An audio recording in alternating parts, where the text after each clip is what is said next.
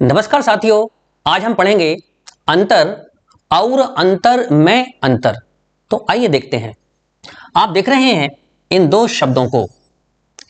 पहला शब्द जिसके अंत में हल चिन्ह लगा हुआ है और दूसरा शब्द जो अपने मूल रूप में है जिसमें हल चिन्ह लगा हुआ है, यह एक उपसर्ग है जिसका अर्थ है अंदर या भीतर। लेकिन दूसरा जो मूल शब्द है अंतर, यह अपना अर्थ रखता है फर्क या भेद। अब इन दोनों शब्दों के अर्थात एक उपसर्ग और एक मूल शब्द दोनों को राष्ट्रीय नामक शब्द के साथ प्रयोग करेंगे तो इनका लेखन किस प्रकार से होगा। देखिए, इनके लेखन को इस प्रकार लिखेंगे। सबसे पहले आप लिखिएगा अंत। चूंकि रा हल चिन्ह के साथ में है तो जिस व्यंजन वर्ण में हल चिन्ह लगा हो इसके दो ही अर्थ होते हैं। एक, वह व्यंजन स्वर रहित है अर्थात उसमें स्वर शामिल नहीं है, और दूसरा वह आधा है। तो यहां पर चूंकि ये आधा वर्ण का प्रतीक है इसलिए आप इसको अंत लिखिएगा, फिर लिखिए राष्ट्रीय।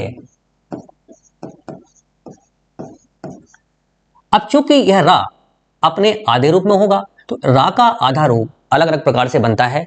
इसकी जानकारी हम आपको अगले व्याख्यान में देंगे। अभी समझ लीजिएगा कि रा अपने रेफ रूप में यहां आएगा तो इसका लेखन इधर होगा, तो बन जाएगा ये अंतरराष्ट्रीय।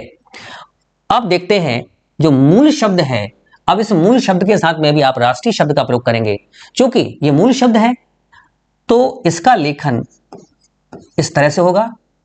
अंतर का रा आप लिखेंगे पूरा क्योंकि मूल शब्द है, और ये भी अलग शब्द है तो यहां पर इसको लिखेंगे राष्ट्रीय, अंतरराष्ट्रीय।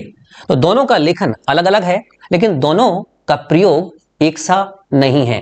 जब आप अंतरराष्ट्रीय इस शब्द का प्रयोग करते हैं तो इसका मतलब होता है किसी देश या किसी राष्ट्र विशेष के भीतर।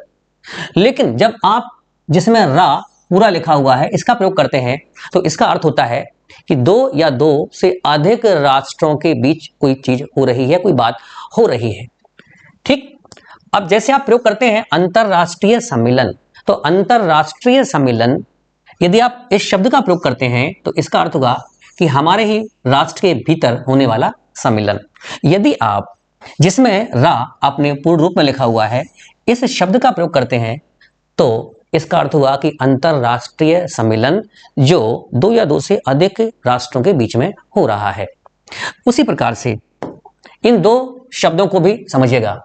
अंतर उपसर्ग जाति नामक शब्द के साथ प्रयोग होगा तो यह इस तरह से लिखा जाएगा जैसे कि हमने अभी अंतरराष्ट्रीय शब्द लिखा था।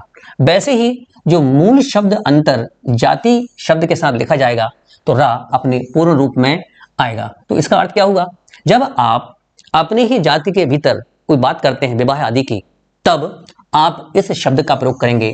लेकिन अपनी जाति को छोड़कर किसी अन्य जाति के भीतर किसी अन्य जाति में विवाह की बात करते हैं तो जिसमें रा अपने पूर्ण रूप में लिखा हुआ है आप इस शब्द का प्रयोग करेंगे। इसी प्रकार की जानकारी और जानना चाहते हैं तो हमें हिंदी लिखकर इस नंबर पर व्हाट्सएप कीजिए। Thank you.